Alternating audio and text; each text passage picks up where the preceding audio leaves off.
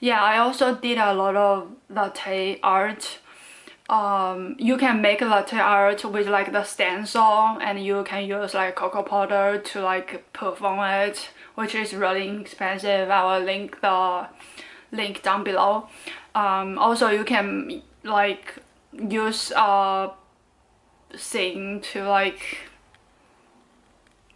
make a spiral, things like that. That's another form of latte art. I tried really hard to make the real latte art, but I think that's like one thing really hard to do.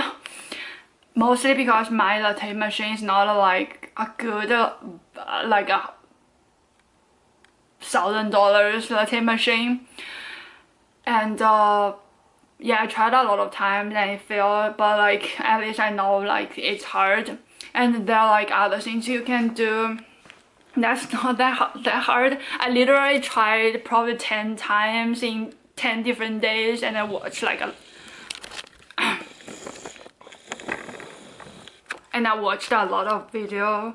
I still couldn't do it. I think mostly because my machine is not good enough, so I would recommend you to not try to do it if you're not like in a profession. If you don't have a professional latte machine,